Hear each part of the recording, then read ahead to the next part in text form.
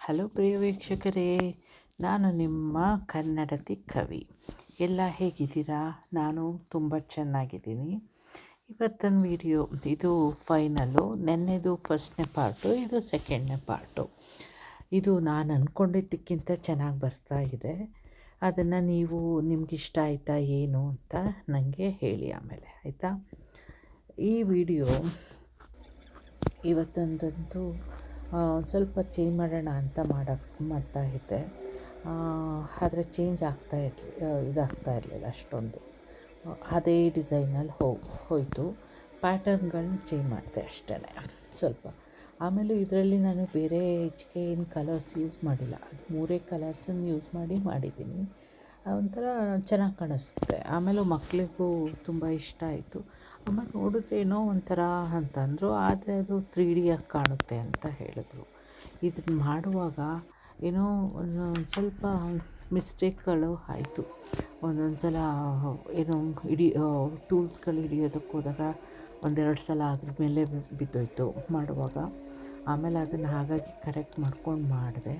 ಆಮೇಲೂ ಹಾಗೆಲ್ಲ ಆದಾಗ ನಾವು ಅದನ್ನು ಹೇಗೆ ಮಾಡ್ತೀವಿ ಅನ್ನೋದು ಕರೆಕ್ಟ್ ಮಾಡಿಕೊಂಡು ಮುಖ್ಯ ಆಗುತ್ತೆ. ಅದೇ ಆಗಿತ್ತು. ಆಮೇಲೂ ಈಗಂತೂ ಒಂಥರ ಖುಷಿ ಆಗ್ತಿದೆ. ಯಾಕೆ ಅಂತಂದರೆ ಒಂದೊಂದಾಗಿ ಕಲಿತಾ ಇದ್ದೀನಿ ನಾನು ಈ ಟೆಕ್ನಿಕ್ಗಳು. ಮತ್ತು ಸ್ವಲ್ಪ ಚೇಂಜ್ ಮಾಡ್ತಾನೇ ಇರ್ತೀವಿ. ಕಲೆ ಅಂತಂದಾಗ ಒಂದು ಸ್ವಲ್ಪ ವೈವಿಧ್ಯತೆ ಡಿಫ್ರೆಂಟಾಗಿದ್ದಾಗಲೇ ಅದು ಒಂಥರ ಯುನೀಕಾಗಿ ಕಾಣೋದು, ಮಾಸ್ಟರ್ ಪೀಸ್ ಥರ. ಆಮೇಲೆ ಇದು ನಾನು ನೆನ್ನೆನೇ ಹೇಳಿದೆ ಅಲ್ವಾ, ನನಗೆ ಎಡಿಟಿಂಗು ಅಂದರೆಲ್ಲ ಒಂದು ಸ್ವಲ್ಪ ಬೇಜಾರಿತ್ತು. ಯಾಕೆ ಅಂತಂದರೆ ಅದು ಒಂಥರ ಟೆಕ್ಕಿ ಜಾಬು, ಅದು ಆ ಥರ ಎಲ್ಲ ಇದರಲ್ಲಿರಬೇಕು ಅಂತ ಇತ್ತು. ಆಮೇಲೆ ಈಗ ಒಂಥರ ಇಷ್ಟ ಆಗ್ತಿದೆ ಇದು ಮಾಡೋದು ಅದೆಲ್ಲ. ಆಮೇಲೆ ಅಷ್ಟೊಂದೇನು ಹೆದರ್ಕೊಳ್ಳಲ್ಲ ಈಗ. ಒಂದು ಸ್ವಲ್ಪ ಟ್ರೈ ಮಾಡಿದ್ರೆ ಆಯಿತು, ಹಿಂಗೆ ಮಾಡೋಣ, ಏನಾಗುತ್ತೆ ನೋಡೋಣ, ಇನ್ನೊಂದು ಬ್ಯಾಕಪ್ ಇದೆಯಲ್ಲ ಅಂತ. ಆಮೇಲೆ ಏನಾದರೂ ದಯವಿಟ್ಟು ಬ್ಯಾಕ್ಗ್ರೌಂಡಲ್ಲಿ ನಾಯ್ಸ್ಗಳಿತ್ತು ಅಂತಂದರೆ ದಯವಿಟ್ಟು ಕ್ಷಮಿಸಿ. ಅದನ್ನು ಇನ್ನೂ ಗೊತ್ತಾಗಿಲ್ಲ ಹೇಗೆ ಇದು ಮಾಡೋದು ಅಂತ. ಅದು ಬ್ಯಾಕ್ಗ್ರೌಂಡ್ ನಾಯ್ಸೆಲ್ಲ ಮ್ಯೂಟ್ ಮಾಡೋದು, ಅದನ್ನು ಮಾಡಬೇಕು. ಆಮೇಲೆ ಕೆಲವು ಕಡೆ ಒಂಥರ ಗಾಳಿ ಥರ ಸೌಂಡಿದೆ. ಅದು ಕೆಳಗಡೆ ಇದ್ದಾಗ ನಾನು ಬ್ಯಾಕ್ದು ಲಾಂಡ್ರಿ ಇರೋದ್ರಿಂದ ಅಲ್ಲಿಂದ ಸೌಂಡ್ ಬರುತ್ತೆ. ಯಾಕೆ ಅಂತಂದರೆ ಅದು ಲಾಂಡ್ರಿದು ಡೋರ್ ಓಪನ್ ಇರುತ್ತೆ ಕೆಳಗಡೆ ಅವ್ರದ್ದು. ಈಗಲೂ ನೋಡಿ ಜೋರು ಬೈಕ್ದು ಸೌಂಡ್ ಬರ್ತಾಯಿದೆ. ಆಮೇಲೆ ಇವತ್ತು ಸದ್ಯ ಅಷ್ಟೊಂದೇನು ಸೌಂಡ್ ಇಲ್ಲ.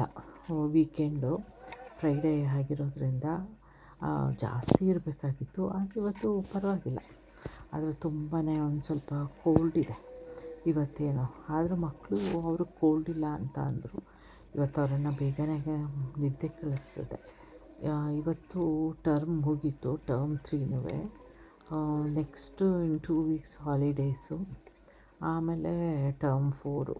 ಅವನದು ದೊಡ್ಡವನಂತೂ ತುಂಬ ಓದಬೇಕು, ಸಖತ್ತಾಗಿ ಗ್ರೈಂಡ್ ಇದೆ ಓದೋದು ಅಂತ ಹೇಳ್ತಿದ್ದ. ನೋಡೋಣ ಎಷ್ಟು ಮಟ್ಟಿಗೆ ಓದ್ತಾನೆ ಅಂತ. ಅವನಿಗೆ ಗ್ರೈಂಡಿಂಗ್ ಇದ್ದರೆ ನನ್ನದು ಇದೆ. ಯಾಕೆ ಅಂತಂದರೆ ನಾನು ಅವನಿಗೆ ಸಪೋರ್ಟ್ ಕೊಡಬೇಕಲ್ಲ ಓದೋದಕ್ಕೆ ಎಲ್ಲ. ಅವನು ಓದಿದ್ಮೇಲೆ ಅವನೇನಾದರೂ ಅರ್ಥ ಆಗಿಲ್ಲ ಅಂತಂದರೆ ಹೇಳ್ಕೊಡ್ಬೇಕು. ಮ್ಯಾಥ್ಸು, ಸೈನ್ಸು, ಇಂಗ್ಲೀಷ್ ಅದೆಲ್ಲ. ಆಮೇಲೆ ನೋಡಿ ಇಲ್ಲಿ ಒಂದು ಕಡೆ ಸ್ವಲ್ಪ ಚೇಂಜ್ ಆಯಿತು. ಅದನ್ನು ಹಾಗೇ ನಾನು ವೈಪ್ಸ್ ಯೂಸ್ ಮಾಡಿ ಕ್ಲೀನ್ ಮಾಡಿಕೊಂಡೆ. ಇದೊಂದು ವೈಪ್ ಇದೆ ಲೆಮನ್ದು, ಅದು ನೀಟಾಗಿ ಹೊಟ್ಟೋಗುತ್ತೆ. ಇನ್ನೊಂದು ಆಲ್ಕೋಹಾಲ್ ವೈಪ್ ಇದೆ, ಅದನ್ನು ಯೂಸ್ ಮಾಡಿಲ್ಲ ಸದ್ಯಕ್ಕೆ ಯಾವುದು. ಯಾಕೆ ಅಂತಂದರೆ ಅದನ್ನು ಯೂಸ್ ಮಾಡೋಕ್ಕೋದ್ರೆ ಆಲ್ಕೋಹಾಲ್ ಇರೋದ್ರಿಂದ ಅದೇನಾದರೂ ಈ ಕ್ಯಾನ್ವಸ್ಗಳು ಅಥವಾ ಈ MDF ಶೀಟ್ಗಳು ಹಾಳಾಗೋದ್ರೆ ಅಂತ ಭಯ. ಅದರಿಂದ ಅದನ್ನು ಯೂಸ್ ಮಾಡಲ್ಲ.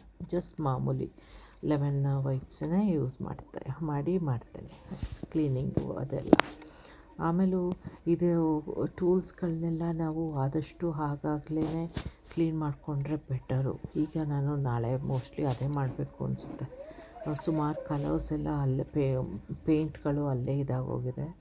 ಅದನ್ನು ಆಲ್ಕೋಹಾಲ್ ವೈಪ್ಸ್ ಮಾಡಿದ್ರೆ ನೀಟಾಗಿ ಆಗುತ್ತೆ ಅನಿಸುತ್ತೆ ಅದು. ಆಮೇಲೆ ಇವತ್ತು ನನ್ನ ಮಗ ಚಿಕ್ಕವನು ಒಂದು ಹಾರ್ಸ್ ಬರ್ತಾ ಅದು ಎಷ್ಟು ಬೇಗ ಬರೆದ ಅಂತಂದರೆ, ನಾನು ಈ ಡಿಸೈನ್ ಒಂದು ಮಾಡೋದ್ರಲ್ಲಿ ಲಾಸ್ಟ್ ವೈಟ್ದು ಅವನು ಅದನ್ನು ಮಾಡ್ಕೊಂಡ ಅನಿಸುತ್ತೆ. ಅಷ್ಟು ಬೇಗ ಸಖತ್ತೆ ಬೇಗ ಫಾಸ್ಟಾಗೆ ಮಾಡಿದೆ. ಅದನ್ನು ಕೇಳಿದೆ ನಾನು, ಏನು ಇಷ್ಟು ಬೇಗ ಮಾಡಿದ್ಯಾ, ಏನು ಬೇಗ ಇಲ್ಲ ಜಸ್ಟ್ ಸ್ಕೆಚ್ ಅಲ್ವಾ ಅದಕ್ಕೆ ಮಾಡಿದೆ ಅಂತ. ನನಗೆ ವಾವ್ ಅನ್ನಿಸ್ತು. ಆಮೇಲೆ ಅವ್ನಿಗೆ ಹೇಳ್ತಾ ಇದ್ದೀನಿ ನಾನು, ಏನು ಕಲರ್ ಮಾಡಿ ಮಾಡು, ನೀ ಯಾವುದು ಹಾರ್ಸ್ ಮಾಡಿಲ್ಲ ಅಂತ.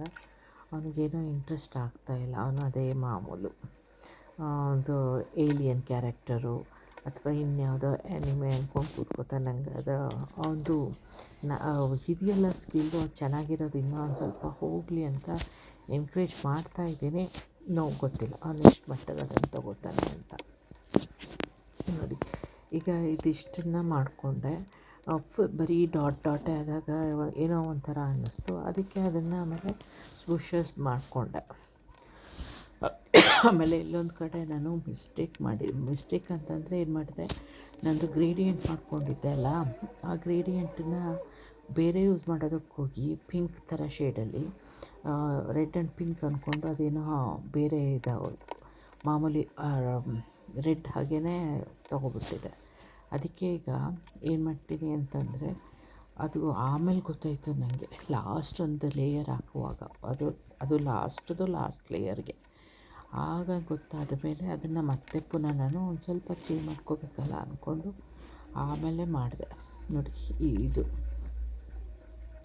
ಇದೊಂದನ್ನು ಈಗ ಹಾಕ್ಕೊಂಡಿದ್ದೆ. ಇನ್ನು ಮಿಕ್ಕದ್ದೆಲ್ಲ ಆಗ ಗೊತ್ತಾಯ್ತು ನನಗೆ. ಲಾಸ್ಟ್ದು ಹಾಕುವಾಗ ಗೊತ್ತಾಗಿತ್ತು. ಆಮೇಲೆ ಅದನ್ನು ಮತ್ತೆ ಪುನಃ ಮಾಡಿದೆ, 2 ಸಲ ಡಬಲ್ ಕೋಟ್ ಆದಂಗಾಯಿತು. ಆದರೆ ಅಷ್ಟೊಂದು ಏನು ಗೊತ್ತಾಗಲಿಲ್ಲ. ಆಮೇಲೆ ಮತ್ತೆ ಪುನಃ ಅದನ್ನು ಓವರ್ ಡಾಟ್ ಮಾಡಿದೆ. ಇದು ಸ್ವಲ್ಪ ಗೊತ್ತಾಗಲಿ ಡಿಫ್ರೆನ್ಸ್ ಅನ್ನೋದಕ್ಕೆ ಅಷ್ಟೇ. ಇದು ಕಂಪ್ಲೀಟೆಡ್ ಫಾರ್ಮು ಹೇಗಿದೆ ಅಂತ ಹೇಳಿ.